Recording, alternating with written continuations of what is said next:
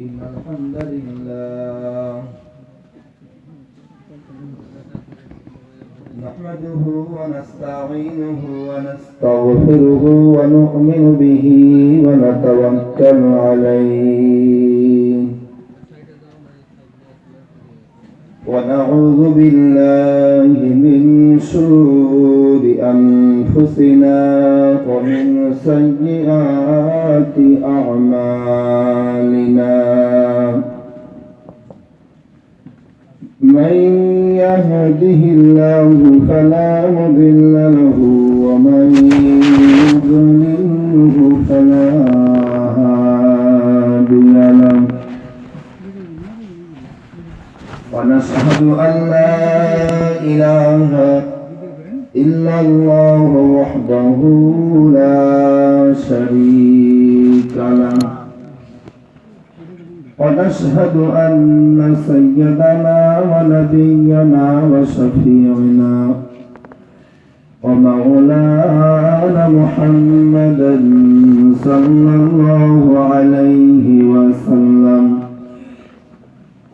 صلى الله عليه وسلم عبده ورسوله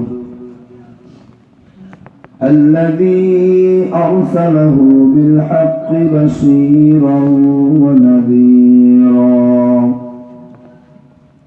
وداعيا إلى الله بإذنه وسراجا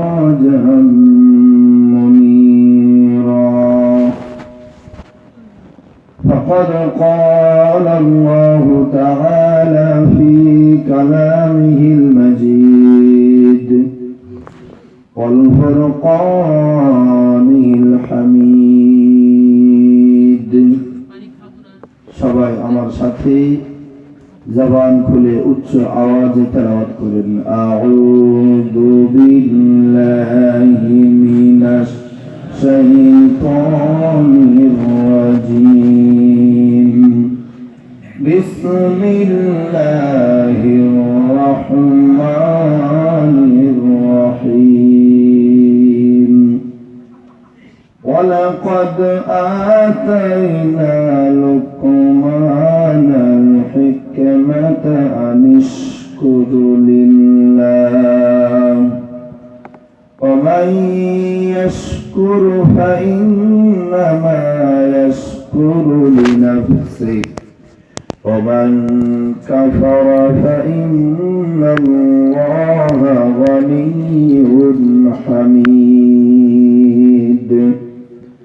وقال النبي صلى الله عليه وسلم ألا إن في الجسد مضغة إذا صلحت صلح الجسد كله وإذا فسدت فسد الجسد كله ألا وهي القلب أو كما قال عليه الصلاة والسلام وقال تعالى مخبرا وآمرا إن الله وملائكته يصلون على النبي يا أيها الذين آمنوا صلوا عليه وسلموا تسليما اللهم صل على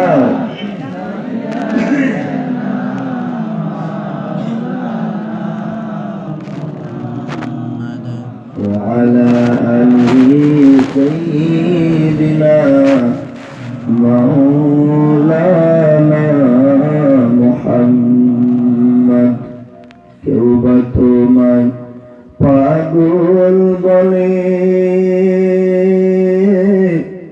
কেউবা বলে জাদুকর কেউবা তোমায় পাগল বলে কেউবা বলে জাদুকর আল্লাহ বলে হাবিব তুমি আমার পয়গম্বর আল্লাহুম্মা সাল্লি আলা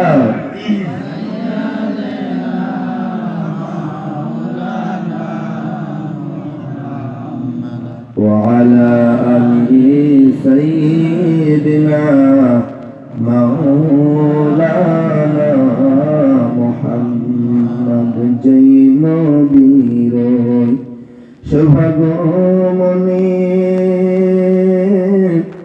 ত্রিভুবন উজালা জৈন বীর সৌভাগ্যমণি ত্রিভুবন উজালা সেই নবীজির দরুদ পড়ে মেটাই মনের প্রেম জ্বালা আল্লাহুম্মা সাল্লি আলা সাইয়্যিদিনা মাওলানা মুহাম্মদ ওয়া আলা আলি সাইয়্যিদিনা মাওলানা মুহাম্মদ সবাই বলি সাল্লাল্লাহু আলাইহি ওয়াসাল্লাম। আলহামদুলিল্লাহ। সম্মানিত শ্রদ্ধেয়, আজকে তাফসীরুল কোরআন মাহফিলের সুযোগ্য সভাপতি সাহেব, বারাকাল্লাহু ফি হায়াতিক, সবাই বলেন আমিন। আর একটু আস্তে করে বলেন আমিন। সম্মানিত, আজকে তাফসীরুল কোরআন মাহফিলের আমন্ত্রিত উলামা হযরত, আল্লাহ রাব্বুল আলামিন সকলকে দিনের দাঈ হিসাবে কবুল ও মঞ্জুর করে নেন, বলেন আমিন। সম্মানিত হাজিরিন, মঞ্চে উপবিষ্ট উলামায়ে কেরাম, হুফাজে কেরাম, এলাকার বিশিষ্ট ব্যক্তিবর্গ, সম্মুখে বসে থাকা দূর দূরান্ত থেকে আগত মেহমানে কেরাম, গ্রামবাসী, মুরব্বিয়ান, নওজোয়ান যুবক ভাইরা, স্নেহের কচিকাচারা, দূরে অবস্থিত ধার্মিকা আম্মাজান ও বোনেরা, সকলকে আমি আব্দুর রহমান আমার পক্ষ থেকে আন্তরিক অভিনন্দন জ্ঞাপন করছি। সাথে সাথে সকলে সম্মিলিতভাবে স্রষ্টার দরবারে কালিমাত শুকর আদায় করি, যে স্রষ্টা আমাকে আপনাকে বড় ভালোবেসে মহব্বত করে এই প্রচন্ড শীতের রাতেও আরামের বিছানা ছেড়ে কোরআন শোনার জন্য, কোরআন বোঝার জন্য সুস্থ শরীরে রাসূল ঘোষিত জান্নাতের বাগানে বসার তৌফিক দান করেছেন। সেই স্রষ্টার কৃতজ্ঞতা আদায়ে উচ্চ স্বরে কালিমাতুশ শুকর পাঠ করি, বলেন আলহামদুলিল্লাহ। আর একটু আওয়াজ করে বলেন আলহামদুলিল্লাহ।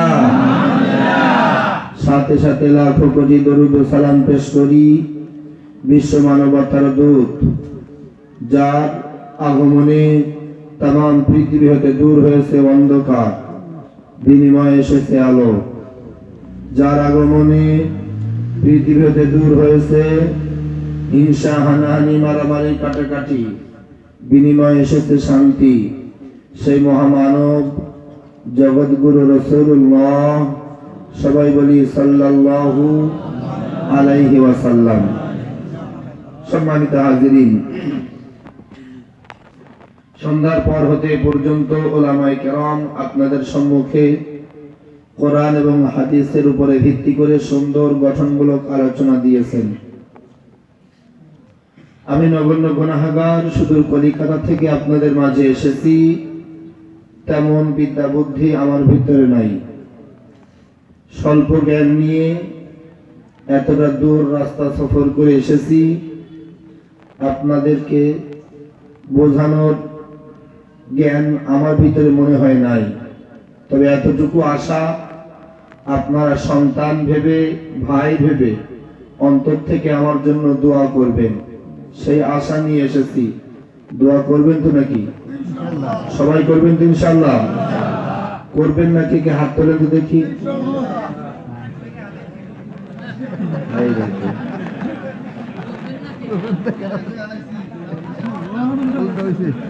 বোঝার একটু গোলমাল হয়েছে না হুজুর, বোঝার ভুলের কারণে হাত তুলে ফেলেছে। আল্লাহ আমাদের সঠিক বুঝ দান বলে না আমি, আরো আওয়াজ করে বলে না আমি। সম্মানিত হাজিরিন, যেহেতু তাফসিরুল কোরআন মাহফিল, তাফসির করা লাগবে, তাই তো অনেক জায়গায় আবার গেলে হুজুর একটু ঘটনা না বললে ঠিক মনে লাগে না। ভাই মূলত আমি তাফসিরের উপরে বেশি গুরুত্ব দিয়ে থাকি। আমার ইন্ডিয়াতে প্রোগ্রাম খুব কম, আমি বেশিরভাগ বাংলাদেশেই থাকি। এই বছরে করোনার জন্য বাংলাদেশ বর্ডার বন্ধ, যার কারণে ইন্ডিয়াতে প্রোগ্রাম দিতে পারছি। আল্লাহ পাক কবুল করেছেন, আপনাদের মাঝেও আসতে পেরেছি। আপনারা দোয়া করেন আমি যেন সম্পূর্ণ কোরআন এবং হাদিসের আলোকে অল্প সময়ের জন্য আপনাদের কাছে আলোচনা দেব ইনশাআল্লাহ। রাত্র অনেক হয়েছে, যেহেতু বেশি রাত আপনাদেরকে বসিয়ে রাখবো না, কারণ অধিক রাত পর্যন্ত মাহফিল শুনে আপনি ক্লান্ত হবেন, আর এই ক্লান্তি লগ্নে যে আরামে বিছানায় ঘুমিয়ে যাবেন, ফজরের নামাজ ছুটে যাবে। হাসরের ময়দানে আল্লাহ রাব্বুল আলামিন আমাকে ডাক দেবেন, বান্দা তুমি তো আলেম সেজেছিলে, তুমি তো বড় হুজুর সেজেছিলে, তুমি যে ওই শত শত মানুষগুলোর ফজরের নামাজ কাজা করিয়েছো, এর হিসাবটা তুমি আমাকে দাও। সেদিন আমি আব্দুর রহমান কই যাব? অতএব দীর্ঘ সময় নয়, কর্তৃপক্ষকে আমি বলেছিলাম, ওনারাও বলেছিলেন 9:30 থেকে 10টা আপনাকে মঞ্চে দেব। আলোচক বেশি হওয়ার কারণে এখন বর্তমানে সময় হয়েছে 11:25। খুব অল্প সময়ের মধ্যে সংক্ষিপ্ত ভাবে কিছু আলোচনা দেব, তবে অনুরোধ করছি আপনাদেরকে ওঠাউঠি করবেন না, মনোযোগ সহকারে বোঝার চেষ্টা করেন, তাতে আপনার লাভ হবে, ক্ষতি হবে না, লাভ হবে, এটা আমি 100% গ্যারান্টি দিতে পারি। আর আমার তো লাভ হবেই হবে, আমার দুই দিক দিয়ে লাভ। আপনি এত মানুষের ভিতরে একজন যদি একটা কথা আমল করেন, হাসরের ময়দানে আল্লাহ রাব্বুল আলামিন তার বিনিময়ে আমাকে জান্নাত দান করবেন। সুবহানাল্লাহ। এটা স্রষ্টার দরবারের পুরস্কার। আর পৃথিবীতে আপনি যদি আমল নাও করেন, আমি যে এখানে 1 ঘন্টা 1.5 ঘন্টা কি 2 ঘন্টা আলোচনা দিব, এই আলোচনা দেওয়ার সুবাদে আমি ভিআইপি ভাবে এসেছি, বাই ফ্লাইটে কলকাতা থেকে 1 ঘন্টা 20 মিনিট লাগে। এই 1000 কিলোমিটার রাস্তা অল্প সময় এসেছি আরাম করে। গুয়াহাটি থেকে স্পেশাল গাড়ি নিয়ে এসেছি, ভালো খাবার পাবো, আবার কালকে স্পেশাল গাড়ি নিয়ে গুয়াহাটি যাব, ওখান থেকে বিদায় নেব, যাওয়ার সময় পকেট ভর্তি করে টাকাও নেব। কথা বোঝেন নাই? অতএব আমার লাভ সব দিক দিয়ে, আপনারও তো লাভ হওয়া দরকার আছে। কথা বল না কেন? আছে না নাই? আপনারও লাভ হওয়ার দরকার আছে, সেই লাভ হওয়াটাই আপনার জন্য কোরআন। এখন আমি আপনাদেরকে সরাসরি পবিত্র কোরআন থেকে আলোচনা শোনাবো। আমি আপনাদের সম্মুখে পবিত্র কোরআনুল কারীম পারা নাম্বার 21 সূরার নাম সূরা লোকমান একটি আয়াত তেলাওয়াত করেছি।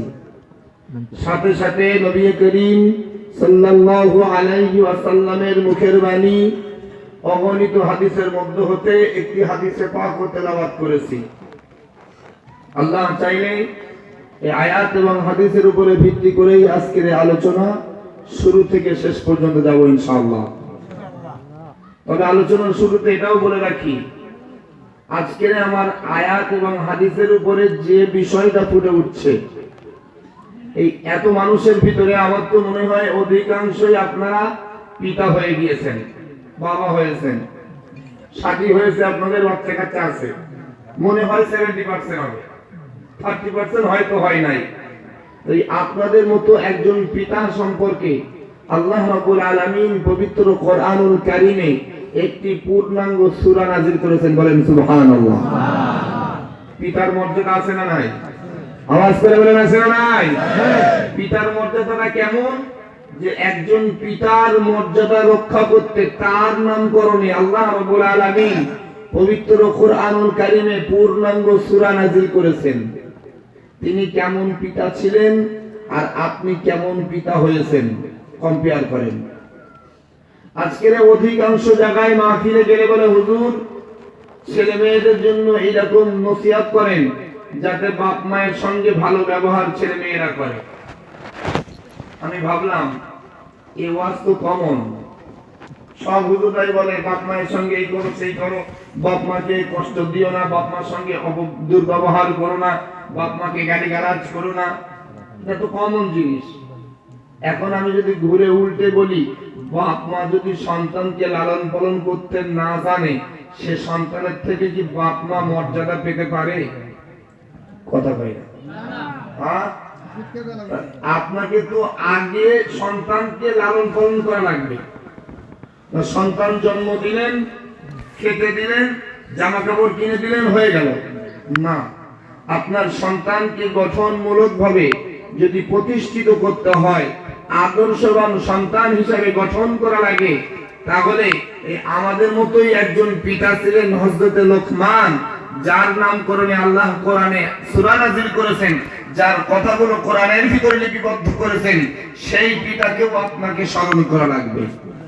এখন বলবেন, হুজুর সেই পিতাটা কেমন, একটু বর্ণনা দেন। এই তো ভাইরা আমার, গভীর মনোযোগ দেন।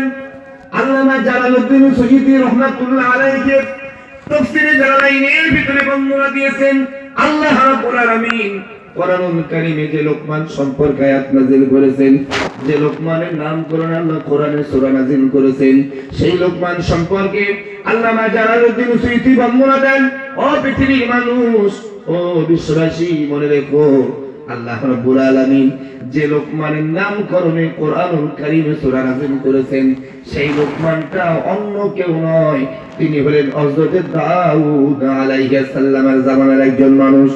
হযরত দাউদ আলাইহিস সালামের জামানায় যিনি পৃথিবীর জমিনে ছিলেন, যার চেহারা ছিল কৃষ্ণ বর্ণের কালো দেখতে এবং একটু শর্ট ফিগারের বেটে টাইপের মানুষ তিনি ছিলেন। আল্লামা জালালউদ্দিন সুয়ুতী বর্ণনা দেন, হযরত লোকমান হাকিম রাহমাতুল্লাহ আলাইহি আল্লাহ রাব্বুল আলামিন পৃথিবীতে যাকে পাঠিয়েছিলেন, তিনিও পৃথিবীর জমিনে একজন পিতা হিসেবে স্বীকৃতি লাভ করেছিলেন। হযরত লোকমান পৃথিবীর জমিনে আসার পর একজন গরীব অসহায় বাবার ঘরে জন্ম নিয়েছিলেন। অসহায় গরীবের ঘরেতে জন্ম নেওয়ার কারণে আল্লামা জালালউদ্দিন সুয়ুতী বর্ণনা দেন, ছোট্ট বয়স থেকে পরের বাড়িতে তাকে কাজ করা লেগেছে।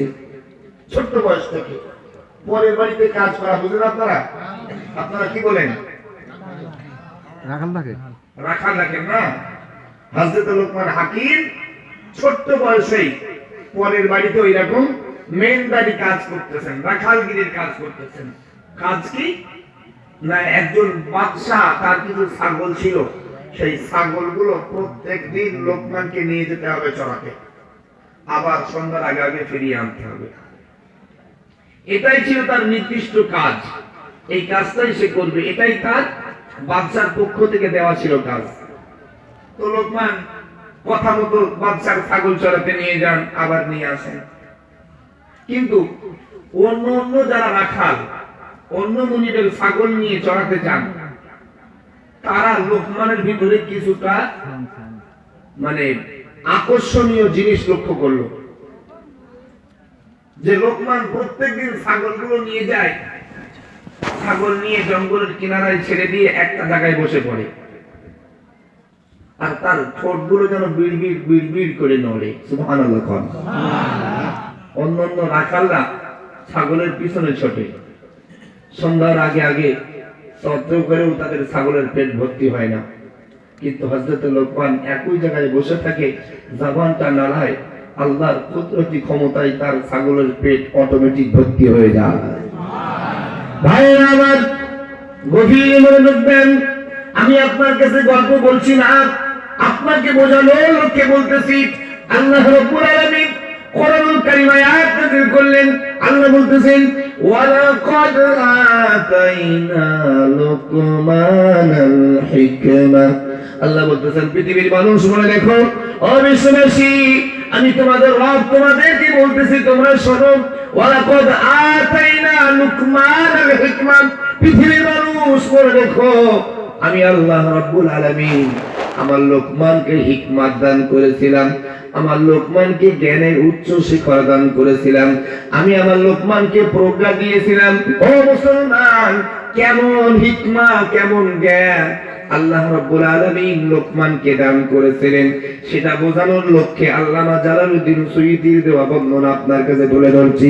হযরত লোকমান প্রত্যেকদিন জঙ্গলের কিনারে চলে যান, ছাগলগুলো ছেড়ে দিয়ে একটা জায়গায় চুপটি মেরে বসে থাকেন, জবানটা বিড়বিড় করে নড়েন, জবানগুলো নড়ে, ছাগল কোথাও যায় না, লোকমানের চতুর্পাশে ঘুরতে থাকে। রাখালগুলো তাকায় দেখছে লোকমানের জবান নড়তেছে। রাখালদের মনে প্রশ্ন জাগে, তাই তো না জানি এই লোকমান বুঝি করে মন্ত্র পাঠ করে, কোন জাদু পাঠ করে, যে জাদুর বিনিময়ে তার ছাগলের পেট ভর্তি হয়ে যায়। মুসলমান বন্ধু আমার, হযরত লোকমানের ওই রাখাল সঙ্গী গুলা লোকমানকে ডাক দেয়া বলতেছে, লোকমান বলো বলো, কি জাদু তোমার জানা আছে, কি মন্ত্র তোমার জানা আছে, যার কারণে তোমার মন্ত্র পাঠের বিনিময়ে তোমার ছাগলের পেট ভর্তি হয়। ও লোকমান, আমরাও একটু তোমার ওই মন্ত্র জানতে চাই। ওরা ভাবতেছে কি মন্ত্র জাদু পাঠ করতেছে, যে এই জাদুর বিনিময়ে ছাগলের পেট ভর্তি হয়। লোকমানকে জিজ্ঞাসা করছে, ভাই কি জাদু জানো, একটুখানি বলো, আমরাও তোমার ওই মন্ত্র শিখতে চাই।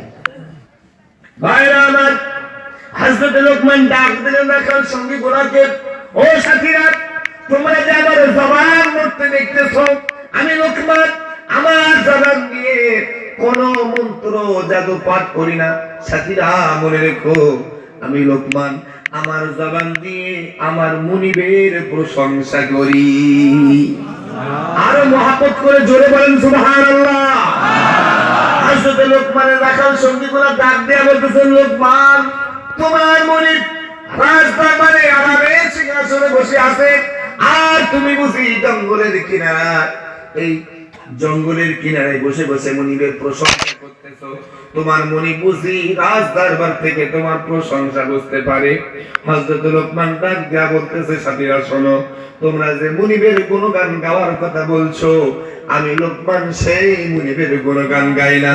ও সাথীরা, তোমরা যে মুনিবের গুণগান গাওয়ার কথা বলতেছো, আমি লোকমান এই মুনিবের গুণগান গাই না, বরং আমি যার মুনিবের গুণগান গাই তিনি আমার একা মুনিব নন, তিনি আমার মুনিব, আমার পৃথিবীর মুনিবের মুনিব।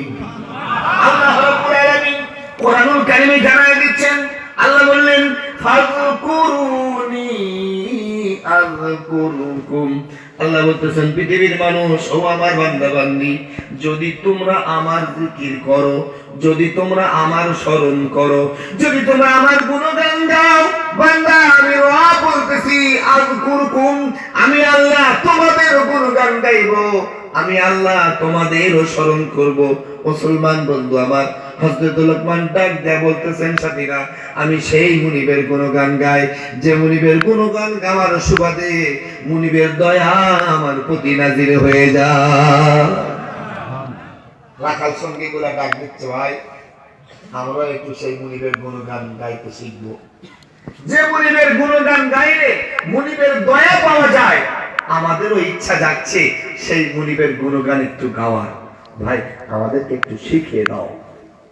হযরত লোকমান দিনের পর দিন রাখালগুলোকে আমার আল্লাহ সম্পর্কে জ্ঞান দিতে লাগলেন, তারা আল্লাহ সম্পর্কে বুঝতে লাগলো।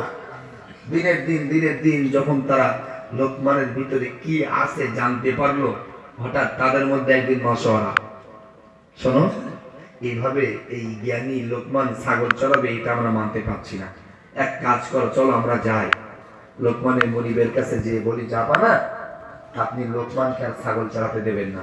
কেন না, লোকমানের ভিতরে অনেক জ্ঞান রয়েছে, আপনি এই জ্ঞানী মানুষটাকে ছাগল চড়াতে দেবেন, এটা আমরা মেনে নিতে পারছি না। রাখালদের মধ্যে যখন এইরকম মাশওয়ারা হলো, মাশওয়ারা হওয়ার পর ওরা তাৎক্ষণিক লোকমানের মুনিবের কাছে যে হাজির, যেমন মাশওয়ারা ঠিক সেইভাবে বয়ান। লোকমানের মুনিবের কাছে যখন সবকিছু বললেন, লোকমানের মুনিব বলতেছে, দেখো তোমরা আমাকে যে কথাটা বলছো, আমি নিজেও একটু পরীক্ষা নেব, দেখবো যদি সত্যকারেরই লোকমানের ভিতরে জ্ঞান থাকে, অবশ্যই আমি লোকমানকে আযাবই দেব। আর যদি জ্ঞান না থাকে তাহলে লোকমানকে যে কাজ দিয়েছি ওটাই রেখে দেব। রাখালগুলো বলল, ঠিক আছে, আপনি পরীক্ষা নেন। লোকমানের মনিব লোকমানকে পরীক্ষা নেওয়া শুরু করেছে। খুব ভাইটাল পয়েন্ট, বোঝা লাগবে। আজকে আমাদের ভিতরে এই জিনিসটার অভাব হয়েছে, যার জন্য আমরা হিংসা, হানাহানি, মারামারি, কাটাকাটিতে জড়িয়ে রয়েছি। একে অপরের মধ্যে মহাব্বত করতে পারি না। মুসলিম আরেক মুসলিম ভাইকে স্নেহ ভালোবাসা দিতে পারে না। হিংসাত্মক অবস্থা, হিংসাত্মক মনোভাবাপন্ন আমাদের ভিতরে বিরাজমান করছে। কারণ কি একটুখানি বোঝেন। লোকমানের মুনিব ডাক দিচ্ছে, লোকমান, আমার যে ছাগলগুলো তুমি চড়াতে যাও, ওর ভিতরে সব থেকে সুন্দর তাজা ছাগল যেটা আছে জবাই করো। পরিষ্কার পরিচ্ছন্ন করার পর ওর ভিতরের সব থেকে ভালো দামি জিনিস যেটা আমার কাছে নিয়ে এসো। ভাইরা আমার, গভীর মনোযোগ দেন। হযরত লোকমান হাকিম রাহমাতুল্লাহ আলাইহি মুনিবের কথা মতো সুন্দর তাজা ছাগল একখানা জবাই করলেন। পরিষ্কার পরিচ্ছন্ন করার পর ছাগলের ভিতর থেকে কলিজা খানা বার করেছেন। কলিজা বোঝেন আপনারা? ছাগলের ভিতর থেকে কলিজা খানা বার করে মুনিবের কাছে হাজির যা বানান, আপনি ছাগলের ভিতরকার সব থেকে দামি জিনিস আনতে বলেছেন। এই নাম যা বানা, এই ছাগলের ভিতরকার সব থেকে দামি জিনিস এই কলিজাটা আপনার কাছে পেশ করলাম। লোকমানের মুনিব আবার ডাক দিচ্ছে, লোকমান, আর যে ছাগলগুলো তোমার কাছে মজুদ রয়েছে, ও লোকমান, ওই ছাগলের ভিতর থেকে আবার সুন্দর ছাগলটাকে তুমি জবাই করো। সেটাকে পরিষ্কার পরিচ্ছন্ন করে ফেলো। পরিষ্কার পরিচ্ছন্ন করার পর তার ভিতরকার সব থেকে খারাপ জিনিস যেটা আছে, সব থেকে নিকৃষ্ট জিনিস যেটা আছে, সেটা আমার কাছে নিয়ে এসো। প্রথম প্রশ্ন করেছিলেন, কি আনতে বলেছিলেন? ভালো। আর শেষে খারাপ। বুঝবার বিষয়। লোকমান দ্বিতীয় ছাগল জবাই করলেন। পরিষ্কার পরিচ্ছন্ন করার পর আবারও ছাগলের ভিতর থেকে কলিজা খানা বার করেছে। কলিজাটা বার করে মুনিবের কাছে হাজির, জাহাপানা, এই নেন, এই হলো এই ছাগলের সব থেকে খারাপ জিনিস। লোকমানের মুনিব অবাক হয়ে যায়। আমি তো শুনেছি রাখালরা বলেছে লোকমানের জ্ঞান আছে, এখন দেখছি লোকমান পাগল হয়েছে। আমি ভালো বস্তু আনতে বলেছি, কলিজা এনেছি। খারাপ আনতে বলেছি, আবার সেই কলিজাই এনেছি। তো একই বস্তু দুই রকম কিভাবে হয়? লোকমানের মুনিব ডাক দিচ্ছে, লোকমান, আমি তো তোমার জ্ঞানী ভেবে পরীক্ষা দিচ্ছিলাম, এখন দেখছি তুমি পাগল হয়েছো। এই একই জিনিস দুই রকম মান কিভাবে পাই বুঝিয়ে বলো আমাকে, অন্যথায় তোমায় ছাড়বো না। ভাইরা আমার, গভীর মনোযোগ দেন। আল্লাহর নবী মুহাম্মদুর রাসূলুল্লাহ সাল্লাল্লাহু আলাইহি ওয়াসাল্লাম হুজুর আমার আজ থেকে 1000 বছর পূর্বে সোনার জবানে হাদিসের মধ্যে জানিয়েছেন, قال النبي صلى الله عليه وسلم আলা ইন্না ফিল জাসাদি মুদগাতুন। নবী আমার পৃথিবীর মানুষদের ডাক দিয়ে বলতেছেন, বিশ্ববাসী, ও পৃথিবীর মানুষ, আমি তোমাদের পয়গম্বর বলছি, তোমরা শোনো। আলা ইন্না ফিল জাসাদি মুদগাতুন, পৃথিবীর মানুষ মনে রেখো, তোমাদের প্রত্যেকের শরীরে একটি গোশতের টুকরা রয়েছে। ইদা সলহাত সলহাল জাসাদু কুল্লুহু, ও পৃথিবীর মানুষ, ওই গোশতের টুকরা যদি ভালো হয়, ওই গোশতের টুকরা যদি পবিত্র হয়, ওই গোশতের টুকরা যদি নিরোগ হয়, ওই গোশতের টুকরা যদি সাদা হয়, আমি নবী ঘোষণা দিয়ে দিলাম, ওই এক টুকরা গোশত ভালো হওয়ার কারণে তোমাদের গোটা শরীরটাই ভালো হয়ে যায়। আর চিৎকার দিয়ে বলেন সুবহানাল্লাহ।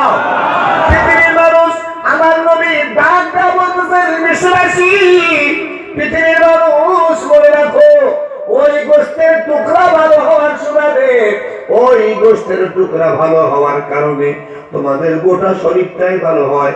পরক্ষণে আমার নবী ডাক দিয়ে বলতেছেন, ও বিশ্ববাসী, এটাও তোমরা মনে রেখো, ওয়াইদা ফাসাদাল জাসাদু কুল্লুহু, পৃথিবীর মানুষ, এটাও তোমরা মনে রেখো, আবার যদি ওই গোশতের টুকরা খারাপ হয়, ওই গোশতের টুকরা যদি অপবিত্র হয়, ওই গোশতের টুকরা যদি নোংরা হয়, ওই গোশতের টুকরা যদি কালো হয়, আমি নবী ঘোষণা দিয়ে দিলাম ওই গোশতের টুকরা নোংরা হওয়ার কারণে তোমাদের গোটা শরীরটাই নোংরা হয়ে যায়। চিৎকার দিয়ে বলেন নাউযুবিল্লাহ।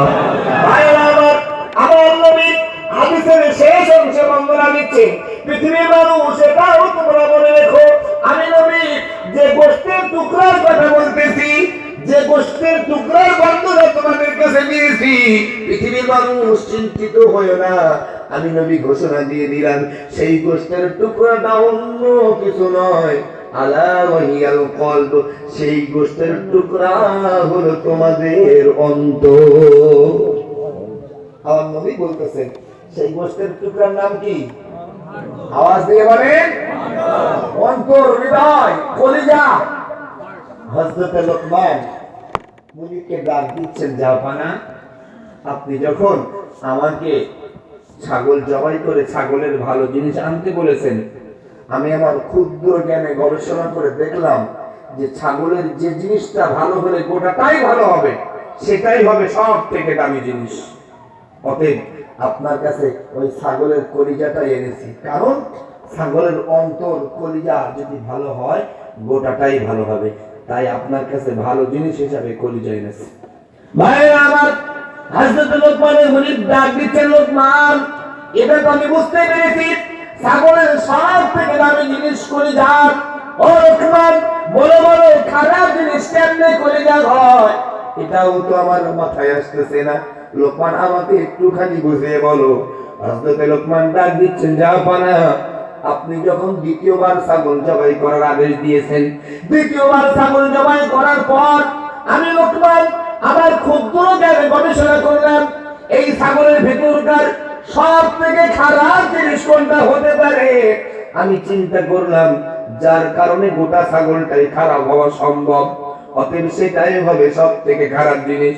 যা পারা আমি লোকমান ছাগল জবাই করার পর চিন্তা করলাম ছাগলের কলিজা অন্তর যদি খারাপ হয়, এই অন্তর খারাপ হওয়ার জন্য গোটাটাই খারাপ হবে, সেই জন্য অন্তরই হবে সব থেকে খারাপ জিনিস, যার কারণে আপনার কাছে ছাগলের খারাপ জিনিস হিসাবে অন্তর করে জানিয়ে এসেছি।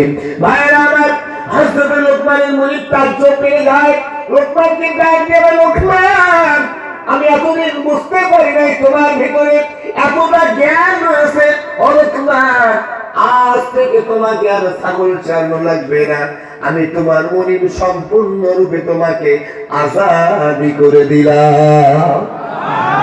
ভাইরা আমার, যে কথা বলার জন্য এত দূর আগে এসেছি, আল্লাহ রাব্বুল আলামিন কোরআন কারীমের ভিতরে জানাই দিয়েছেন, বিশ্ববাসী আমি আমার লোকমানকে জ্ঞানের উচ্চ শিখর দান করেছি, আমি আমার লোকমানকে প্রজ্ঞা দান করেছি, আমার লোকমানকে জ্ঞানী ব্যক্তিদের মধ্যে অন্যতম করেছি। ও বন্ধু, কেমন জ্ঞান আমার আল্লাহ লোকমানকে দান করেছিলেন বোঝানোর লক্ষ্যে এত দূর পর্যন্ত আগিয়ে এসেছি। আসেন এবারে মূল আলোচনার দিকে ফিরে আসি। যে লোকমানের কথাগুলো আল্লাহ রাব্বুল আলামিন পছন্দ করেছেন, যে লোকমানের কথাগুলো আল্লাহ রাব্বুল আলামিন রেকর্ড করে কোরআনের ভিতরে লিপিবদ্ধ করেছেন, তিনিও তো আপনার মতো একজন পিতা ছিলেন, আপনিও পিতা হয়েছেন, লোকমানও পিতা ছিলেন, দুইজনের ভিতরে একটুখানি কম্পেয়ার করেন, আপনি পিতা ঠিক আছেন না লোকমান পিতা ঠিক ছিলেন? ভাইরা আমার, হযরত লোকমান হাকিম রাহমাতুল্লাহ আলাইহি কি বক্তব্য তিনি দিয়েছেন, তিনি তার সন্তানের সঙ্গে কেমন ব্যবহার করেছেন, সন্তানকে কেমন নসিহত করেছেন, আল্লাহ রাব্বুল আলামিন সেইগুলো কোরআনুল কারীমের ভিতরে লিপিবদ্ধ করে দিয়েছেন। আল্লাহ রাব্বুল আলামিন কোরআনের ভিতরে স্পষ্টভাবে জানিয়ে দিয়েছেন, আল্লাহ বলতেছেন, ওয়া ইয ক্বালা লুকমানু লিবনিহি ওয়া হুয়া ইয়াইযুহু ইয়া বুনাইয়া লা তুশরিক বিল্লাহ ইন্নাশ-শিরকা লাযুলমুন আযীম। আল্লাহু আকবার। চিৎকার দিয়ে বলুন আল্লাহু আকবার। আল্লাহু আকবার। অসুবিধা হচ্ছে আপনাদের? সমস্যা হলে বলবেন। এই ওঠাউঠি করে কেন? মুশকিল হয়ে যায় ভাই। ভাই যদি কারো সমস্যা হয় আপনি যেতে পারেন, আমার কোনো দুঃখ নাই, আফসোস নাই, কষ্ট নাই। আমি আবার বলছি সরল ভাষায়, যদি কারুর অসুবিধা হয় আপনি যেতে পারেন, কিন্তু আলোচনা চলাকালীন উঠে গেলে কিন্তু আমি সহ্য করবো না। এমনি তো মানুষ অনেক রয়েছে, ভয় লাগতেছে আমার কথা বলতে, তার উপর যদি উঠে যান না জানি আমি ভাববো হয়তো আমাকে মারতে আসতেছে। কথা বোঝেন নাই? আমি একটু কম মানুষ নিয়ে আলোচনা করি তো, আজকের অনেক মানুষ ভয় লাগতেছে আলোচনা করতে, তার উপর যদি আপনারা এভাবে উঠে যান সমস্যা আছে।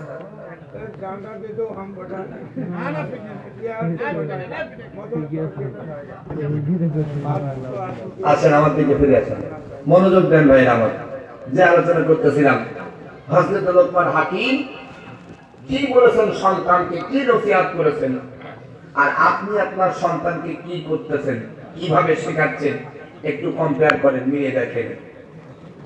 আল্লাহ বলতেছেন ওয়াইদ ক্বালা লুকমান লিবনিহি ওয়া হুয়া ইয়াইযুহু ইয়া বুনাইয়া।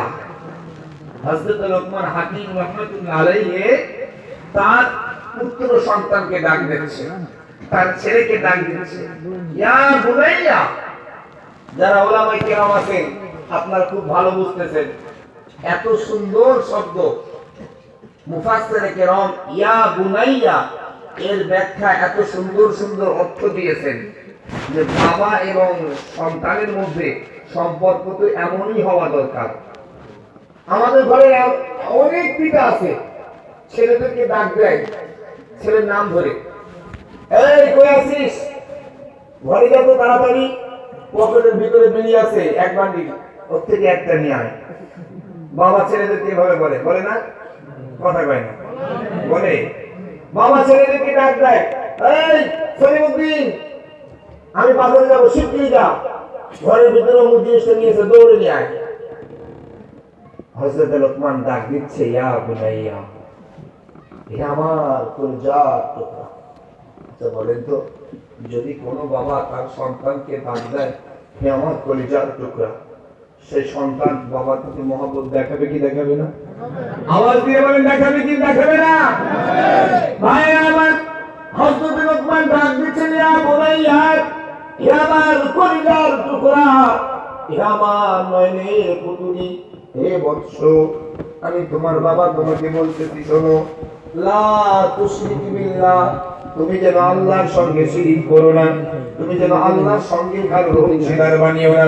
মুসলমান ভাইরা আমার, মুফাসসিরে কেরাম বর্ণনা করেন হযরত লোকমান প্রথম নম্বর সন্তানকে ডাক দিচ্ছে, বেটা খবরদার কোশ্চিন কালে কখনো আল্লাহর সঙ্গে কারো শিরিক করো না, আল্লাহর আসনে কাউকে বসিও না, আল্লাহর সঙ্গে কাউকে জুড়ে দিও না। ইন্না শিরকা লাযুলমুন আযীম, বেটা মনে রেখো এই শিরক হলো সবথেকে বড় জুলুম, এই শিরক হলো সবথেকে বড় অপরাধ। মুসলমান বন্ধু আমার ভুল বুঝবেন না, হযরত লোকমান প্রথমত সন্তানকে শিক্ষা দিচ্ছেন, বেটা শিরক করো না। আর আজকের আমার সমাজে এমন অনেকে পিতামাতা রয়েছেন ছোট্ট বয়সে সন্তানদেরকে শিরক শেখায়।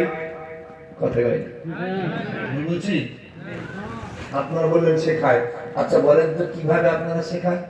কোনদিন কি আপনারা বলেন বেটা আল্লাহ ছাড়া অন্য কাউকে সিজদা দাও?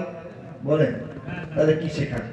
কোনদিন কি আপনারা বলেছেন বেটা আমার আল্লাহ থেকে না চেয়ে অন্য কারোর কাছে চাও? বলেছেন? তাহলে আপনারা বললেন কেন শিরক শেখায়? হুজুর ওটা আবেগে আমরা বলেছি, কিন্তু মূলত সঠিক তথ্যটা বুঝে নাই। শিরক আপনি কিভাবে শেখান ছোট্ট একটা উদাহরণ দিয়ে বুঝবেন। আজকে যার কারণে অধিকাংশ বাবা মা সন্তানদেরকে লালন পালন করার পর সন্তান বড় গ্রামে অফিসার চাকরি পায়, শহরে ফ্ল্যাট ভাড়া নিয়ে থাকে, আর বাবা মাকে গ্রামের কুড়ে ঘরের ভিতরে রাখে। কথা বলতে কেন? ঠিক বলছি না ভুল বলছি? কারণ বাবা মা তো সন্তানকে সেই শিক্ষা দেয় নাই, যার জন্য সন্তান বাপ মায়ের মর্যাদা না দিয়ে সেই মর্যাদাটা সেই সম্মানটা শ্বশুর শাশুড়িকে দিচ্ছে। ভাইরা আমার গভীর মনোযোগ দেন, আমি আপনাকে বলেছি হযরত লোকমান প্রথম নম্বর সন্তানকে নসিহত করেছেন, বেটা কোশ্চিন কালেও আল্লাহর সঙ্গে শিরিক করো না, আর আপনি আপনার সন্তানকে শিরিক শেখাচ্ছেন কেমনে? ও বন্ধু, আপনাদের এই বরপেটার এলাকায় কোন পাবলিক স্কুল আছে না নাই? আওয়াজ দিয়ে বলেন। খুব মনোযোগ দিয়ে বুঝবার চেষ্টা করেন। আমি আপনাকে ভুল তথ্য দেওয়ার জন্য কলকাতা থেকে আসি নাই, সঠিক তথ্য উপলব্ধি করার চেষ্টা করেন। আপনার এলাকার যে প্রাইভেট স্কুলগুলো রয়েছে, আপনার বাড়ির ছোট্ট ছোট্ট ছেলে মেয়েদেরকে সেখানে পড়াতে দেন, ইংলিশ মিডিয়ামে দেন, নার্সারিতে কেজিতে দেন। ও মুসলমান, আপনার বাড়ির ওই বাচ্চাটা যখন নার্সারিতে পড়ে, কেজিতে পড়ে, একটু তাকায় দেখবেন, মিলিয়ে দেখেন, ওই বাচ্চার যত বই থাকুক না কেন, স্কুল কর্তৃপক্ষ একটা সাবজেক্ট দেয়, হাতের কাজ আঁকা। দেয়নি? দেয়। বাচ্চা ছেলে তো, ও পড়ুক আর নাই পড়ুক, পেন্সিল কাগজ নিয়ে খাতা নিয়ে শুধু ঘোরাঘুরি করবে, এটা ওদের কাছে ভালো লাগে। এখন মনে করেন বাচ্চাটা প্রত্যেক দিন স্কুলে যাতায়াত করেছে, স্কুলের সময় মতো পরীক্ষাও দিয়েছে, স্কুলের ফাইনাল এক্সামও দিয়েছে, শেষ পরীক্ষা যেটা দেওয়ার পর স্কুল কর্তৃপক্ষ পরীক্ষায় উত্তীর্ণ হয়েছে না হয় নাই তার জন্য একটা জিনিস দেয়, সেটার নাম কি? Result, marksheet. বাচ্চা ছেলেটা রেজাল্টও দেওয়া হয়েছে। এখন রেজাল্ট নিয়ে বাচ্চা ছেলেটা দেখছে সে ক্লাসের ফার্স্ট বয়, তার আনন্দ হবে না দুঃখ হবে? আনন্দ হবে। রেজাল্ট মার্কশিট দেখতে দেখতে সে তাকে দেখছে, সে আঁকায় 100-র মধ্যে 100 পেয়েছে, আনন্দ বাড়বে না কমবে? বাড়বে। রেজাল্টটা নিয়ে দৌড় দিয়েছে বাড়িতে, যে মাকে ডাক দিচ্ছে, মা এই দেখেন আমি না ক্লাসের ফার্স্ট বয়, মা আমি আঁকায় 100-র মধ্যে 100 পেয়েছি। ঠিক এই রকম মুহূর্তে ভালো করে বোঝেন, সন্তান যখন মায়ের কাছে তার আবেগ ভরা কণ্ঠে ডাক দিয়ে বলেন, মা আমি ক্লাসের ফার্স্ট বয়, আমি আঁকায় 100-র মধ্যে 100 পেয়েছি, এই রকম মুহূর্তে আমাদের ঘরের অধিকাংশ মা সন্তানকে বুকে নেয়, কোলে নেয়, আর ডাক দিয়ে দিয়ে বলে, বাবা তোমার ম্যাডামটা খুব ভালো, তোমার হাত ধরে ধরে আঁকা শিখিয়েছে, এই জন্য মনে হয় তুমি আঁকায় 100-ই 100 পেয়েছো। এমন কথা বলে কি বলে না? আওয়াজ করে বলেন। মায়েরা আমার গভীর মনোযোগ দেন, ও আমার ধার্মিকা বোন, মাইকের আওয়াজ যদি আপনাদের কানে যায় একটু বুঝবার চেষ্টা করেন। আপনার সন্তান যখন আপনার কাছে ডাক দিয়ে বলে, মা আমি ক্লাসের ফার্স্ট বয় হয়েছি, আঁকায় 100 পেয়েছি, মা গো আপনার তো নৈতিক দায়িত্ব ছিল, কর্তব্য ছিল আপনার সন্তানকে আপনার করে নিয়ে আল্লাহর প্রশংসা শেখানো। আপনার তো দরকার ছিল আপনার সন্তানকে ডাক দিয়ে বলে, বেটা তুমি আল্লাহর শুকরিয়া আদায় করো, আল্লাহর প্রশংসা জ্ঞাপন করো, যে রব তোমার দেখেন বাড়িয়েছে, যে রব তোমার হাতে আঁকার ক্ষমতা দান করেছেন, সেই রবের প্রশংসা তুমি করো। মা গো আপনি আপনার সন্তানকে রবের প্রশংসা করা বাদ দিয়ে, রবের শুকরিয়া আদায় করা বাদ দিয়ে আপনি আপনার সন্তানকে ম্যাডামের প্রশংসা করা শিখিয়েছেন। ও মা, আপনার ওই সন্তান বড় হয়ে আপনার সম্মান দেওয়ার পরিবর্তে ওই সন্তান তো শাশুড়িকে সম্মান দিতে বাধ্য হবে। কথা বল না কেন? আজকের সমাজের দিকে তাকায় দেখেন, নিজের গর্ভধারণকারী মা যে মা সন্তানকে 10 মাস 10 দিন গর্ভে ধরে, যে মা প্রসব করার পর 2টা বছর নিজের বুকের দুধ পান করায়, যে মা সন্তানকে লালন পালন করার জন্য প্রচন্ড শীতের রাতে সন্তানকে বুকের উপর রেখে দেয়, সন্তান যদি প্রসব করে মায়ের কাপড় ভিজে যায়, তথাপিও সন্তানকে মা কষ্ট দেয় না। যেই মা এত কষ্ট করার পর সন্তান বড় হয়, আর সেই সন্তান মাকে ভুলে গিয়ে শাশুড়িকে আম্মা বলে ডাক দেয়, শাশুড়িকে সম্মান তাজিম করে। ও মুসলমান ঘরের সন্তানেরা, তোমাদের কাছে আমার করজোড়ে নিবেদন, ও মুসলমান, মায়ের মর্যাদা মাকে দেওয়া লাগবে। মায়ের মর্যাদা যদি শাশুড়িকে তুমি দাও, মনে রেখো হাসরের ময়দানে আমার আল্লাহ দরবারে তোমাকে আসামি হওয়া লাগবে। আল্লাহ রাব্বুল আলামিন কোরআনুল কারীমে সেই শিক্ষা দিয়েছেন। আজকের পৃথিবীর মানুষ আমরা মডার্ন হতে চলেছি, আমরা আমাদের সন্তানগুলোকে ইংলিশ মিডিয়ামে পড়াই ইংলিশ ম্যান বানানোর জন্য। আমি আপনাকে নিষেধ করছি না, আপনি আপনার সন্তানকে ইংলিশ মিডিয়ামে পড়ান, আপনি আপনার সন্তানকে ইঞ্জিনিয়ার, ডাক্তার, ব্যারিস্টার বানান, কোন রকমের অসুবিধা নাই। তবে মুসলমান, আপনার সন্তানকে ইংলিশ মিডিয়ামে ইঞ্জিনিয়ার, ব্যারিস্টার, ডাক্তার বানানোর আগে অবশ্যই মাদ্রাসায় মক্তবে যে কোরআনের শিক্ষা অবশ্যই আপনার সন্তানকে দেওয়া লাগবে। যদি কিনা আপনি আপনার সন্তানকে কোরআনের শিক্ষা না দেন, পশ্চিমকালে আপনার সন্তান আপনাকে বাবা, আপনাকে মা বলে সম্মান দিতে শিখবে না। কারণ পৃথিবীর জমিনে যত বই পুস্তক আছে, একটাও কোন বই পুস্তক আপনি দেখাতে পারবেন না যাতে লেখা রয়েছে তোমরা তোমাদের পিতামাতার সঙ্গে এই রকম ব্যবহার করো। কেবলমাত্র কোরআন ছাড়া, কোরআনের ভিতরে আল্লাহ রাব্বুল আলামিন স্পষ্ট ভাষায় বর্ণনা দিয়েছেন পৃথিবীর মানুষ তোমরা তোমাদের বাপ মায়ের সঙ্গে কেমন ব্যবহার করবেন সেই সম্পর্কে আল্লাহ রাব্বুল আলামিন কোরআনে আয়াত নাযিল করলেন।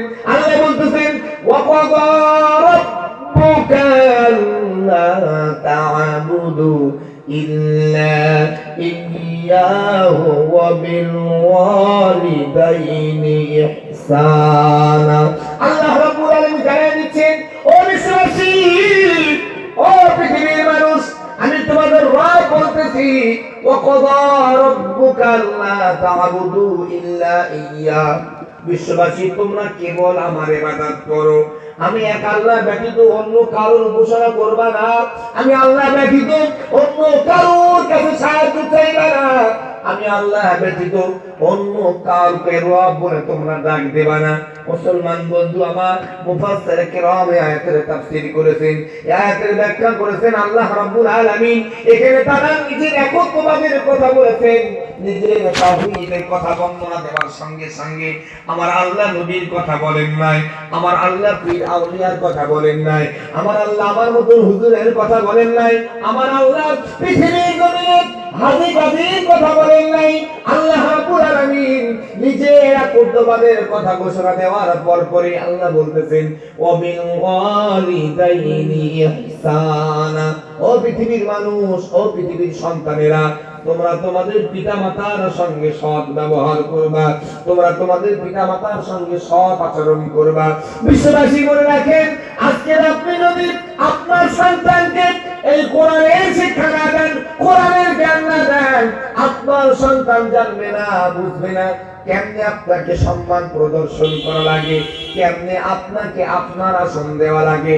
তাই জন্য আপনার কাছে নিবেদন, খবরদার কোরআন থেকে সন্তানকে দূরে রাখবেন না, কোরআনের শিক্ষা সন্তানকে দেন। আর কোরআনের শিক্ষা যদি আপনি আপনার সন্তানকে দিতে পারেন, তবে আপনার সন্তান আপনাকে পিতৃ মর্যাদা দিতে বাধ্য হবে। কথা বলেন ঠিক কিনা? আর আওয়াজ দিয়ে বলেন। সমস্যা হচ্ছে? আমার কিন্তু খুব খারাপ লাগে ভাই, আমি এর আগেও বলেছি যদি আপনাদের যাওয়ার দরকার চলে যান, এখন কেন উঠতেছে? তাই নিশ্চয়ই আপনাদের ভালো লাগতেছে না। আমি এতদূর কষ্ট করে এসে আমি উলোপনের মুক্ত সরানোর জন্য এখানে আসি না। আমার পিছনে আপনারা 20-25 হাজার টাকা খরচ করেছেন, এমনি এমনি নয় যে আমি টাকা নেবো চলে যাব। এই জন্য আব্দুর রহমান ওয়াজের ময়দানে নামে না।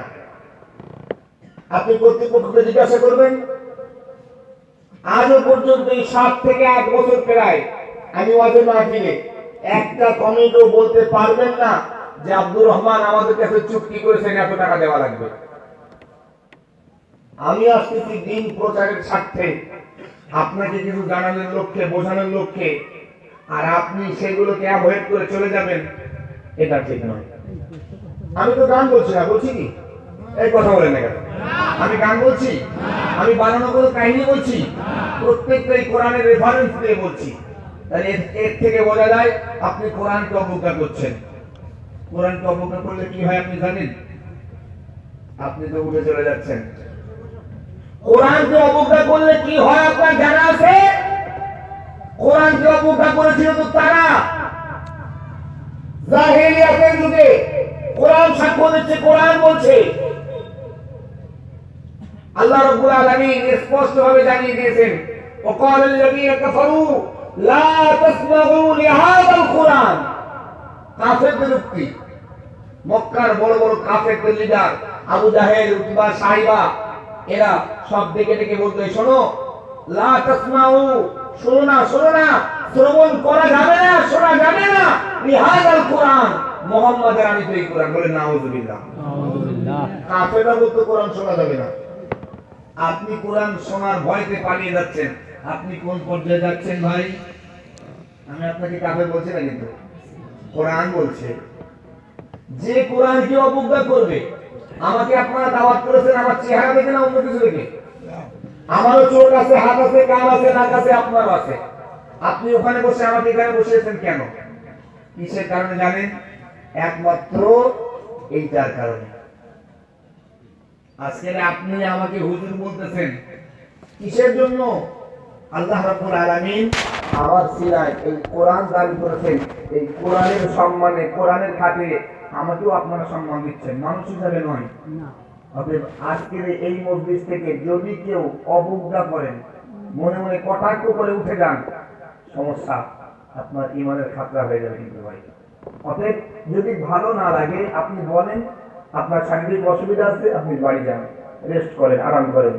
এই আলোচনা চলাকালীন আমি আপনাদের কাছে অনুরোধ করছি, কেউ উঠবেন না। এমনি আপনারা কম মানুষ আছেন, তার উপরে যদি উঠে যান, আমি ভাববো হয়তো আপনারা আমার আলোচনা নিতে পারছেন না। আপনারা দুঃখিত হচ্ছেন, কষ্ট পাচ্ছেন। কেন কষ্ট পাবেন? কষ্ট দেওয়ার কোনো যুক্তি আমার নাই। অনুরোধ করছি, এখনো বলছি, যদি সমস্যা হয় যেতে পারেন। একটু মহব্বতের সহিত পড়েন আল্লাহুম্মা সাল্লি আলা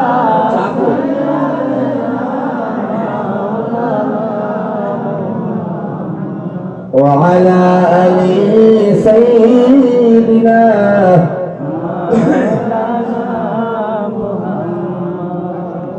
ভাইরা আমার, যে কথা বলতেছিলাম, আপনার সন্তানকে কোরআনের শিক্ষা দেওয়া লাগবে, কোরআনের জ্ঞান দেওয়া লাগবে। যার জন্য তো এই তাফসীরুল কোরআন মাহফিল। এই তাফসীরুল কোরআন মাহফিল এসে কোরআনের তাফসীর শুনবেন না তো ঘটনা শুনবেন? তাফসীর শুনবেন। তাহলে তাফসীর শুনতে গেলে একটু ধৈর্য সহকারে বুঝতে হবে। আপনি ভাবতেছেন যে কি হুজুর শুধু একটা কোরআনের আয়াত বলতেছে আর একটুখানি এ করতেছে, আমাদেরকে অনেক রকম ভাবে কটাক্ষ করছে। না ভাই, কোরআনের রেফারেন্স দিতে গেলে কিছু কিছু এক্সাম্পল দেওয়া লাগে। আমি যদি শুধু একটা আয়াত বলি তার বাংলা বলি, আপনি কি বুঝবেন? উদাহরণ দিয়ে বোঝানো লাগবে। যার জন্য একটু সাধারণ জ্ঞান থেকে বর্তমান সামাজিক পরিস্থিতিটাও তুলে ধরা হচ্ছে। আসেন, যে কথা বলতেছিলাম, প্রথমত হযরত লোকমান সন্তানকে বললেন, বেটা তুমি আল্লাহর সঙ্গে শিরক করো না। তারপরে কি বলতেছে আসেন আমরা সরাসরি কোরআনে চলে যাই। ভাইরা আমার, আল্লাহ রাব্বুল আলামিন পবিত্র কোরআনুল কারীম আরো জানিয়ে দিলেন। আল্লাহ বলতেছেন, ইয়া বুনাইয়া ইন্নাহা ইন তাকুম মিথকালা হাববাতিন মিন খারদালিন ফাতাকুন ফি সাখরাতিন আও ফিস সামাওয়াতি আও ফিল আরদি ইয়াতি বিহাল্লাহ ইন্নাল্লাহা লাতীফুন খাবীর। আল্লাহু আকবার। আল্লাহু আকবার। আল্লাহু আকবার। দুই নম্বর সন্তানকে ডাক দিতে গিয়ে, বুনাইয়া, হে আমার কলিজার টুকরা, হে আমার মায়ের পুতুলি, হে বৎস, আমি তোমার বাবা তোমায় বলছি শোনো, ইন্নাহা ইন তাকু মিসকাল হাববাতিন মিন খারদালিন। বেটা যদি তুমি দেখো কোন জিনিস, কোন বস্তু, ছোট থেকেও ছোট কোন একটা জিনিস যদি দেখো গোপন অবস্থায় আছে, পৃথিবীর কোন মানুষ যেটা দেখছে না, তুমি একা কেবল সেখানে রয়েছো। ও সন্তান মনে রেখো, পৃথিবীর কোন মানুষ যদি নাও দেখে, দেখে একজন, তিনি কে? আওয়াজ করে বলেন কে? বেটা পৃথিবীর কোন মানুষ দেখতেছে না, কেবল একা তুমি রয়েছো। ও সন্তান, ফাতাকুন ফি সাখরাতিন, যদি দেখো সেটা কোন একটা পাথরের উপরে আছে, আও ফিস সামাওয়াতি, যদি দেখো আসমানের কোথাও ঝুলন্ত অবস্থায় রয়েছে, আও ফিল আরদি, যদি দেখো জমিনের কোন একটা জায়গায় রয়েছে। সন্তান মনে করো না কেবল তুমি একা দেখতেছো, তোমার সঙ্গে দেখতেছেন আর একজন, তিনি হলেন আল্লাহ। মুসলমান বন্ধু আমার, মুফাসসির কিরাম আয়াতের বিস্তারিত বর্ণনা দিয়েছেন। মুফাসসির কিরাম বর্ণনা দিচ্ছেন পৃথিবীর মানুষ হযরত লোকমান 2 নম্বরে সন্তানকে নসিহত করেছেন, বেটা খবরদার গোপনে কারোর কিছু তুমি নিও না, অর্থাৎ তুমি যেন চুরি করো না। ও সন্তান, পৃথিবীর মানুষকে গোপন রাখতে পারবা, কিন্তু আমার আল্লাহকে গোপন রাখার ক্ষমতা তোমার নাই। সন্তান মনে রেখো, পৃথিবীর জমিনে যদি গোপনে কারোর কিছু তুমি নাও, হাসরের ময়দানে আল্লাহ রাব্বুল আলামিন কোটি কোটি মানুষের সম্মুখে সেদিন তোমাকে কিন্তু চোর হিসাবে কাঠগড়ায় দাঁড় করাবে। শুধু তোমাকে একা দাঁড় করাবে তা নয়, ও সন্তান, আমি তোমার বাবা বলছি, হাসরের ময়দানে যেদিন তোমাকে চোর সাব্যস্ত করে দাঁড় করাবে, সেদিন আমি তোমার বাবা, আমাকেও কিন্তু আল্লাহ রাব্বুল আলামিন চোরের বাবা হিসাবে তোমার সম্মুখে দাঁড় করাবে। অতএব আমি তোমার বাবা বলছি, খবরদার পৃথিবীর জমিনে বা যেখানেই হোক না কেন কোনো কিছু কাউকে না বলে গোপন ভাবে তুমি নেবা না।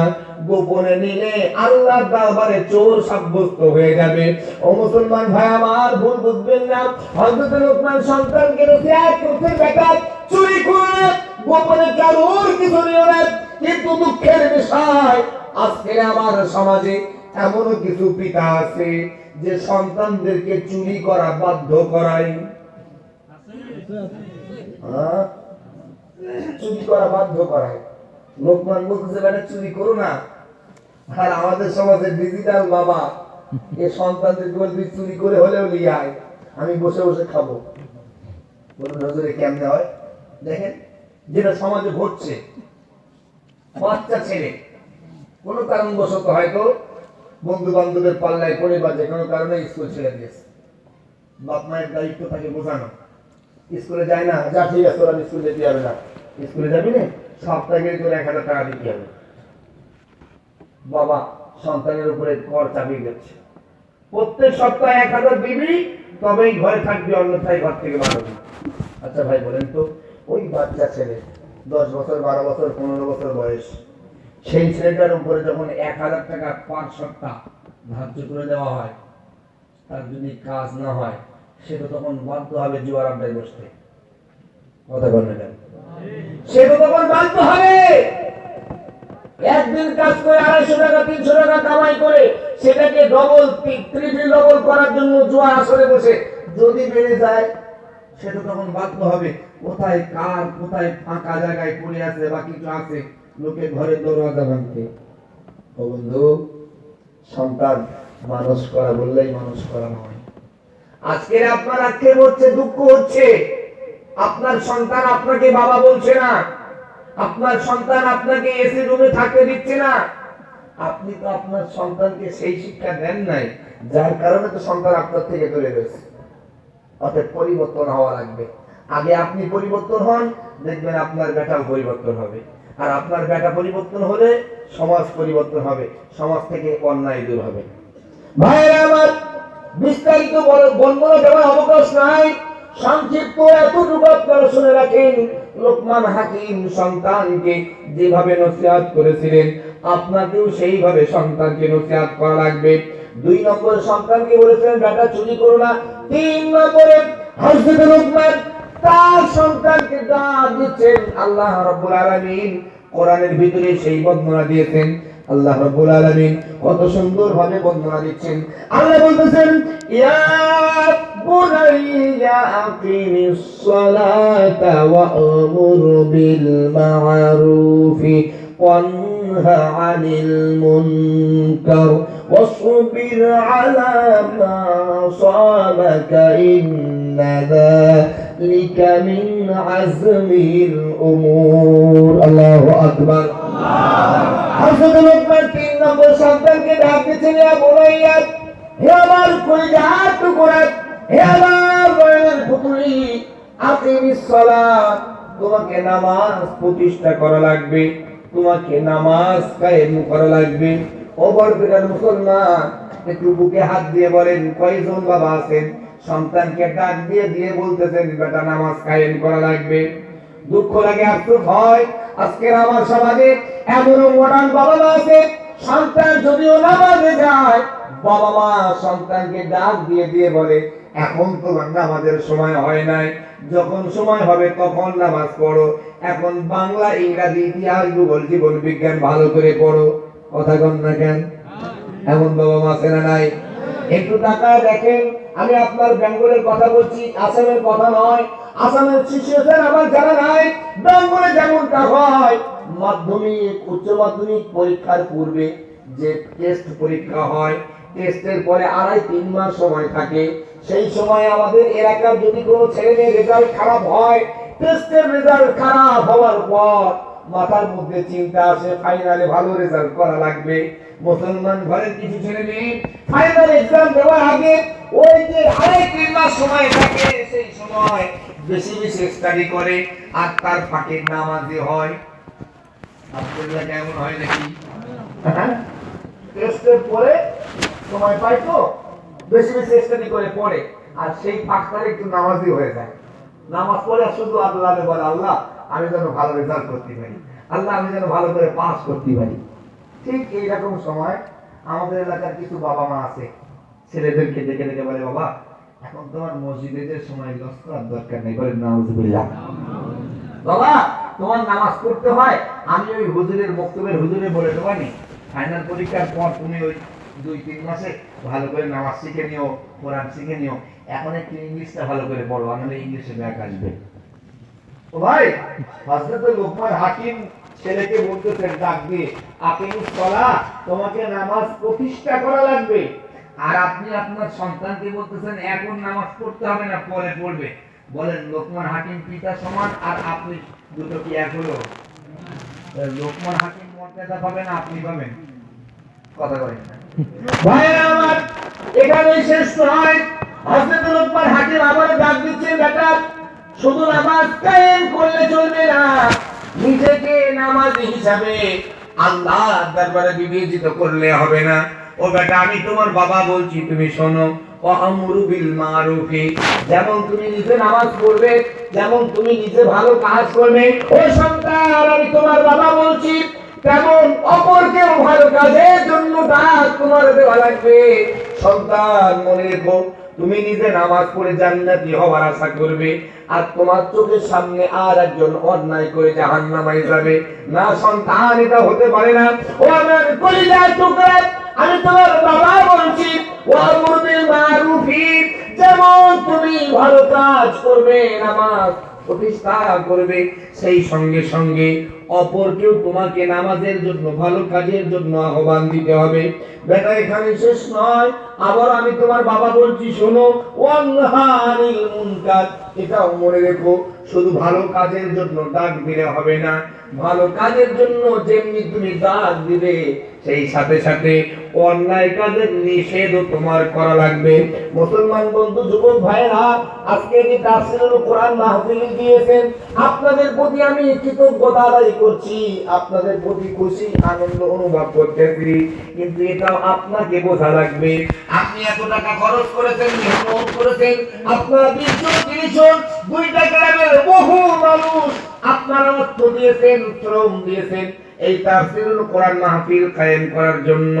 কোরআনের আয়াত আপনি আমল করেছেন, ওয়ামুর বিল মারুফের এই আয়াতের আমল আপনি করেছেন, কিন্তু এটারও আমল তো আপনার করা লাগবে, ওয়ানহা আনিল মুনকার, যে আপনাকে অন্যায় থেকে নিষেধ করা লাগবে।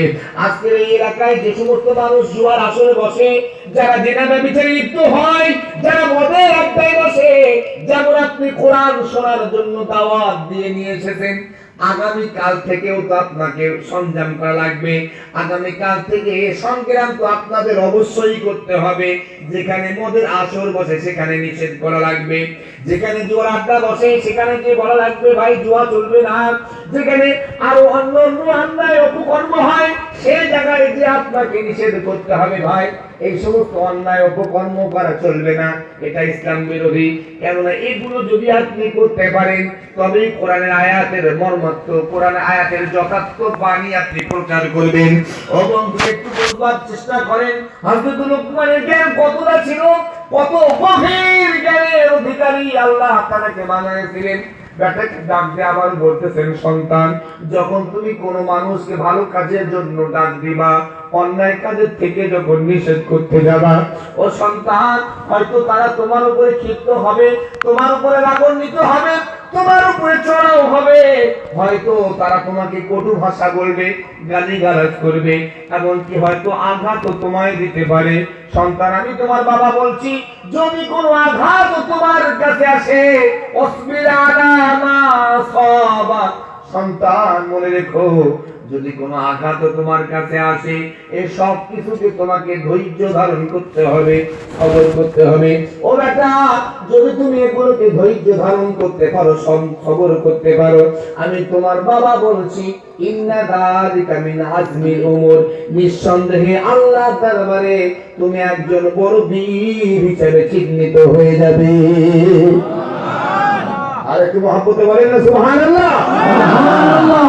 বেটা, তুমি যে এইগুলো করতে যাবে, গেলে হয়তো তোমার উপরে তারা চড়াও হবে। এখন একজন মাতালকে যদি আপনি যে বলেন, এই মদ খাওয়া যাবে না, সে মাতাল তো নেশায় ধরে আপনাকে একটা থাপ্পড় দিতে পারে, পারে কি পারে না? হ্যাঁ, লোকমান হাকিম বলতেছেন, বাবা তুমি এইগুলো করতে গেলে তোমাকে নানান রকমের সমস্যার সম্মুখীন হতে পারে। এই সমস্যার ভিতর থেকে তোমাকে পিছিয়ে আসলে হবে না, ধৈর্য ধরতে হবে, সবর করতে হবে। করতে পারলে আল্লাহর পক্ষ থেকে পুরস্কার, আল্লাহর দরবারে তুমি একজন বড় বীর হয়ে যাবে। আফসোস হয় আমি হুজুর, আমি আমার চোখের সামনে কত অন্যায় দেখতেছি, কিন্তু আমার জবান ফুটে একবার নিষেধ করছি না। ও যা পারে করুক, আমি নিজে তো ভালো আছি। ভাই, নিজে ভালো, নিজে ইবাদত করে জান্নাতে যাওয়া সহজ নয়। কেমন আল্লাহ রাব্বুল আলামিন কোরআনের ভিতরে জানিয়েছেন, ইয়া আইয়ুহাল্লাযীনা আমানু কু আনফুসাকুম ওয়া আহলিকুম নারা। আল্লাহ বলতেছেন, এই মানবরা, এই বিশ্বাসী বান্দা-বান্দি, তোমরা নিজে জাহান্নাম থেকে বাঁচো, সেই সাথে সাথে তোমাদের আহলে বর্গকেও জাহান্নাম থেকে বাঁচাও। ভাইরা আমার, বলতে বলতে একটা হাদিসের কথা মনে পড়ে যায়। আজকের আমি মুসলমান, আপনি মুসলমান, বিনা কষ্টে ইসলাম পেয়েছি, মুসলমানের ঘরে জন্ম নিয়ে মুসলমানের নাম আমার হয়েছে, মুসলমান সমাজে বাস করি, মাথায় টুপি দিই, আমরা বুঝি না ইসলাম কায়েম করতে কতটা কষ্ট করতে হয়েছে। এই আয়াতের বর্ণনা দিতে যে একটা হাদিসের কথা মনে পড়ে যায়। বন্ধু আমার, হাদিসের বর্ণনায় পাওয়া যায়, আল্লাহর নবী মুহাম্মদুর রাসূলুল্লাহ সাল্লাল্লাহু আলাইহি ওয়াসাল্লাম, হুজুর আমার হাদিস শরীফের মধ্যে বর্ণনা দিয়েছেন, আমার নবী এক তারিখে আম্মা জানা আয়েশা সিদ্দিকা রাদিয়াল্লাহু আনহার ঘরে প্রবেশ করেছেন। আমার নবী হযরত আয়েশা ঘরে যাওয়ার পর হযরত আয়েশা সিদ্দিকা রাদিয়াল্লাহু আনহা আমার নবীকে খেদমত করা শুরু করেছেন। ও আমার ধার্মিকা মা বোন, গভীর মনোযোগ দেন। আপনি আপনার স্বামীর সঙ্গে কেমন ব্যবহার করেন? উম্মুল মুমিনিন হযরত আয়েশা স্বামীর সঙ্গে কেমন ব্যবহার করেছিলেন? ও মায়েরা, আপনার স্বামী থেকে কোন একটা আদেশ নিষেধ নেওয়া তো দূরের কথা, আপনার স্বামীর কথা মানা তো দূরের কথা, স্বামীকে অ্যাভয়েড করে আমাদের ঘরের অনেক মহিলা আছে, আমাদের সমাজে অনেক মা বোন আছে, স্বামী থেকে পারমিশন নেওয়া লাগে না, নিজেদের বাজারে শপিং মহলে যায়। ও বন্ধু, একটু বুঝবার চেষ্টা করেন। ও আমার ভাইয়েরা, গভীর মনোযোগ দিয়ে শুনে রাখেন। আমার নবীর বিবি উম্মুল মুমিনিন হযরত আয়েশা সিদ্দিকা রাদিয়াল্লাহু আনহা বাইরে যাবা তো দূরের কথা, আমার নবীকে একটা কথা জিজ্ঞাসা করবে, তার জন্য হযরত আয়েশা আমার নবীর থেকে পারমিশন নিচ্ছেন। হাদিস শরীফ বর্ণনা দেয়, আমার নবীকে খেদমত করতে করতে হঠাৎ করে উম্মুল মুমিনিন তাকায় দেখে রাহমাতুল লিল আলামিনের পিঠ মুবারকে, পিঠের চামড়ায় গুটি গুটি কালো কালো দাগ দাগের চিহ্ন রয়েছে। উম্মুল মুমিনিন আমার নবীকে ডাক দিচ্ছেন, ইয়া রাসূলুল্লাহ, ইয়া হাবিবাল্লাহ, হুজুর যদি বেয়াদবি না নেন, আমি আপনাকে একটা কথা জিজ্ঞাসা করব। আমার নবী হযরত আয়েশাকে ডাক দিচ্ছেন, ও আয়েশা, আমি নবী, আমার থেকে তুমি পারমিশন নেবা। ও আয়েশা, আমি নবী তোমার বিবি, তুমি হলে আমার বিবি, আমি হলাম তোমার স্বামী, তারপরে আমি হলাম তোমাদের নবী। আয়েশা আমার থেকে পারমিশন কেন নেওয়া লাগবে? আয়েশা পারমিশন লাগবে না, বলো বলো কি তোমার জানার রয়েছে? উম্মুল মুমিনিন ডাক দিলেন, ইয়া রাসূলুল্লাহ, ইয়া হাবিবাল্লাহ, হুজুর আপনার কি কোনো সময় বসন্তের রোগ হয়েছিল যে আপনার পিঠের চামড়ায় গুটি গুটি কালো কালো দাগ দাগ হয়ে আছে? ভাইরা আমার নবী রাহমাতাল লিল আলামিন হযরতে আয়েশার কথা শোনার সঙ্গে সঙ্গে আমার নবীর চোখের পানি ধরে রাখতে পারলেন না। আমার নবীর চোখের পানি টপ টপ করে পড়া শুরু হয়েছে। রাহমাতাল লিল আলামিন কাঁদতেছেন। হযরতে আয়েশা তাকায় দেখছে আমার নবী কাঁদতেছেন। আয়েশা নিজেকে অপরাধী মনে করলেন, নিজেকে তিরস্কার করলেন। আফসোস, আমার একটা কথার কারণে দয়ার নবী কাঁদতেছেন, নবীর চোখের পানি ঝরতেছে। হযরত আয়েশা নবীর চোখের পানি সহ্য করতে না পেরে দ্রুত গতিতে ফাতেমার কাছে চলে যায়। ফাতেমাকে ডাক দিয়ে বলতেছেন, বেটি ফাতেমা, আমি অন্যায় করেছি, আমি অপরাধ করেছি। ও বেটি ফাতেমা, আমি তাকায় দেখছি আমার একটা কথার কারণে রাহমাতাল লিল আলামিন কাঁদতেছেন। রাহমাতাল লিল আলামিনের চোখের পানি ঝরতেছে। ফাতেমা, আমার শরম লাগতেছে, আমি একাকী নবীর সম্মুখে যেতে পারছি না। ও ফাতেমা, তুমি একটাবার আমার সঙ্গে চলো, আমার হয়ে তোমার আব্বার কাছে ক্ষমা চাও। আমার কথায় রাহমাতাল লিল আলামিন যদি দুঃখ পেয়ে থাকেন, তিনি যদি কষ্ট পেয়ে থাকেন, আল্লাহর ওয়াস্তে তিনি যেন আমাকে maaf করে দেন।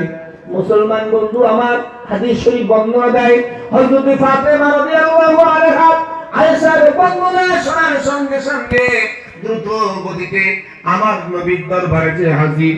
তাকায় দেখতে রাহমাতাল লিল আলামিন কাঁদতেছেন। হযরত ফাতেমা ডাক দিচ্ছেন, আব্বা জান, আমি ফাতেমা আপনার কান্না সহ্য করতে পারি না।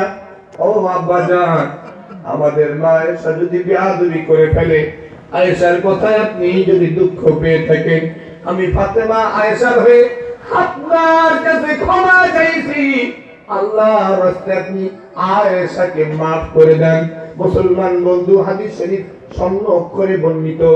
আমার নবী অশ্রুসিক্ত নয়ন দুটো মেলালেন, তাকায় দেখছে একটু দূরে উম্মুল মুমিনিন বাচ্চা শিশুর মতো হযরতে ফাতেমা আয়েশা ডুকরে ডুকরে কাঁদতেছেন। আমার নবী আয়েশাকে ডাক দিচ্ছেন, আয়েশা তুমি কেঁদো না, আমি নবী তোমার কান্না সহ্য করতে পারি না। ও আয়েশা, আমি নবী তোমার কথায় দুঃখ পাই না, আমি নবী তোমার কথার জন্য কাঁদি না, তোমার কথায় আমি নবী কষ্ট পাই না। তবে আয়েশা শোনো, তুমি যে কথাটা আমায় শুনিয়েছো, ওই কথাটা মনে পড়ার সঙ্গে সঙ্গে আমার এক করুণ দিনের কথা মনে পড়ে গিয়েছে। আয়েশা, সেই করুণ দিনের কথা মনে পড়তে আমি রাহমাতাল লিল আলামিন চোখের পানি আটকে রাখতে পারি নাই, চোখের পানি ধরে রাখতে পারি নাই। আমার আম্মা জান উম্মুল মুমিনিন হযরত আয়েশা নবীকে ডাক দিচ্ছেন, ইয়া রাসূলুল্লাহ, কোন করুণ দিনের কথা মনে পড়েছে যে আপনি আপনার চোখের পানি ধরে রাখতে পারেন নাই? আমার নবী ডাক দিচ্ছেন, আয়েশা, একটু আগে তুমি যারা জিজ্ঞাসা করেছো, ইয়া রাসূলুল্লাহ, আপনার কি কোনো সময় বসন্তের রোগ হয়েছিল যে আপনার পিঠের চামড়ায় গুটি গুটি কালো কালো দাগ দাগ হয়ে আছে? আয়েশা শোনো, আমি রাহমাতাল লিল আলামিন আমার জীবনে কোনোদিন বসন্তের রোগ হয় নাই। আয়েশা, তুমি যে আমার পিঠের দাগগুলো দেখতেছো, ওইগুলো বসন্তের রোগের দাগ না রে আয়েশা, ওই দাগগুলো হলো তায়েফের মানুষের পাথরের আঘাতের দাগ। আমার নবী ডুকে ডুকে কাঁদতেছে, ও আয়েশা, ও ফাতেমা, তোমার আমার পিঠে কালো কালো গুটি গুটি দাগ দেখে বসন্তের রোগের বর্ণনা দিয়েছো। আমার নবী আমার জীবনে কোনোদিন বসন্তের রোগ হয় নাই। তায়েফের মানুষ আমাকে যে আঘাত দিয়েছিল, সেই আঘাতের চিহ্ন এখনো আমার শরীরে ফুটে উঠতেছে। উম্মুল মুমিনিন ডাক দেন, ইয়া রাসূলুল্লাহ, ইয়া হাবিবাল্লাহ, তায়েফের অপরাধ আপনার ছিল যে তায়েফের মানুষ আপনাকে এত আঘাত দিয়েছে? আমার নবী ডাক দিয়ে বলতেছে, আয়েশা, তায়েফের মানুষের কাছে কোন অপরাধ আমার ছিল না রে আয়েশা।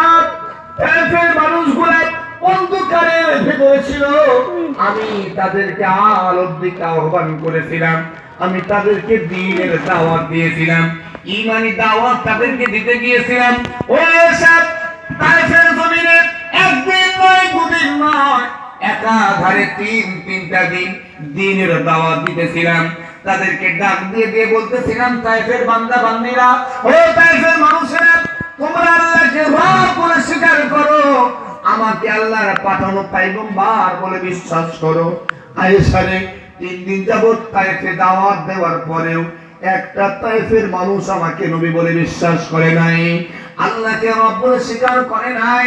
ও আয়েশা, 3 দিন পর আমি নবী তায়েফের জমিন থেকে যখন ফিরে আসতেছিলাম, এমন সময় তাকায় দেখি তায়েফের মানুষগুলা রাস্তার পাথরগুলো তুলে আর আমি নবী আমার দিকে তারা নিক্ষেপ করে।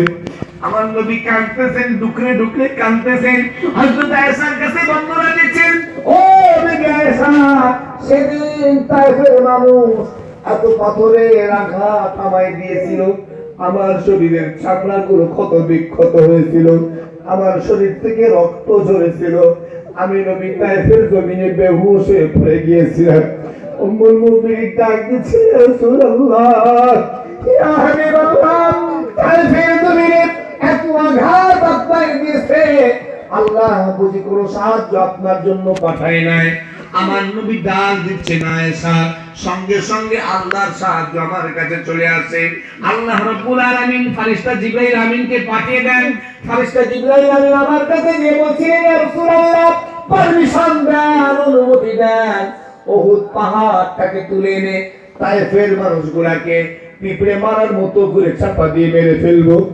আয়েশা, সেদিন আমি নবী জিবরাইলকে ডাক দিয়ে বলেছিলাম, ও ভাই জিবরাইল, আজকের তায়েফের মানুষগুলা আমাকে নবী বলে বিশ্বাস করে নাই, আল্লাহকে রব বলে স্বীকার করে নাই, তার সাজা যদি তাদের মৃত্যু হয়, ভাই জিবরাইল, কালকে আর এক জায়গায় দ্বীনের দাওয়াত দিতে যাব, তারাও যদি আমার দ্বীন কবুল না করে, তাদেরও সাজা যদি মৃত্যু হয়, এমনি ভাবে তাম পৃথিবীর মানুষ যদি আল্লাহকে রব বলে স্বীকার না করে, আমাকে নবী বলে বিশ্বাস না করে, তাদের প্রত্যেকের সাজা যদি মৃত্যু হয়, আমার আল্লাহকে আল্লাহ বলে কে ডাক দেবে? ও ভাই জিবরাইল, আমি নবী তায়েফের মানুষের কষ্টগুলো সহ্য করে দিলাম, আমি নবী তায়েফের মানুষগুলোকে মাফ করে দিলাম, ক্ষমা করে দিলাম, আল্লাহর দরবারে দরখাস্ত দিলাম, আল্লাহ যেন তায়েফের মানুষগুলোকে হিদায়াত দান করে দেন। লিল্লাহি তাকবীর, আল্লাহু আকবার, লিল্লাহি তাকবীর, আল্লাহু আকবার, লিল্লাহি তাকবীর। আল কোরআনের আলো, আল কোরআনের আলো, আলো। মুসলমান ভাইরা আমার, যে রহমাতাল লিল আলামিন এই দিন কায়েমের জন্য, নামাজ প্রতিষ্ঠার জন্য, কোরআনকে বাস্তবায়িত করার জন্য নিজের শরীরের রক্ত ঝরিয়েছেন, বেহুশ হয়েছেন, আপনি তো সেই নবীর উম্মত বলে দাবি করতেছেন, আপনি তো সেই নবীর উম্মত হিসাবে মুসলমান সমাজে বসবাস করতেছেন, আপনার ভিতরে কতটুকু রাসূলুল্লাহর মহব্বত ফুটিয়ে তুলেছেন, কতটুকু কোরআনের আয়াতের আমল আপনি করেছেন, কম্পেয়ার করেন, মিলিয়ে দেখেন। আজকের সমাজ এতটাই নিম্নমুখী, সমাজ থেকে দিনের পর দিন ইসলামিক কানুন বিধান আস্তে আস্তে উঠতে চলেছে। আমরা আজকে এতটাই মডার্ন হতে চলেছি, নিজেদেরকে এতটাই মডিফাই করতে শিখেছি যে ইসলামটাকে ওল্ড ভেবে আজকে আমরা মডার্নের নাম করে পুনরায় আবার সেই জাহিলিয়াতের যুগে ফিরে যাচ্ছি। ভালো করে বোঝেন, আপনি তাকান, সমাজের দিকে তাকান, ইতিহাস পড়েন, আদিম যুগে ফিরে যান। মানুষের পোশাক ছিল, কথা বলেন কেন? মানুষের গায়ে কি ছিল? গাছের ছাল, পশুর চামড়া, এগুলো দিয়ে পাতা তারা তাদের লজ্জায় স্থান ঢাকতো, গাছের সেগুলোকে ব্যবহার করত। দিনের পর দিন মডিফাই হতে হতে এখন মাশাআল্লাহ আমরা পোশাক পেয়েছি, সুন্দর পোশাক। কিন্তু বর্তমানে এমন সিচুয়েশন হয়েছে, আবার সেই আদিম যুগে পোশাক ফেলতে ফেলতে ফেলতে ফেলতে এক পর্যায়ে পুরোপুরি উলঙ্গ হওয়া শুরু হয়েছে। দেখেন যুবক ভাইরা প্যান্ট পরছে, এখানে কাটা এখানে কাটা এখানে কাটা। এ ভাই, আদিম যুগে তো মোটেই ছিল না, তোমরা তো সেটাই আবার ফিরিয়ে আনতেছো। মডার্নের নামে জাহেলিয়াতের যুগে যাচ্ছ। নারীদের পোশাক দেখেন, পোশাক তাদের শরীরে আছে না নাই আপনি বুঝতেই পারবেন না। নারীর চেহারার পুরোটাই যদি ফুটে ওঠে, সে পোশাক পরা আর না পরা সমান নাকি? হ্যাঁ, আপনি লক্ষ্য করেন ভাই, আমরা মডার্ন হতে যাচ্ছি, মডার্ন হতে যে জাহেলিয়াতের যুগে ফিরে যাচ্ছি। মুসলমান বন্ধু আমার, যে কথা বলতে বলতে এত দূর আগিয়ে এসেছি, আপনাদের কষ্ট হচ্ছে বুঝি? কষ্ট হচ্ছে না তো? রাত্র অনেক হয়েছে ভাই, 12:30, 12:35 হইল।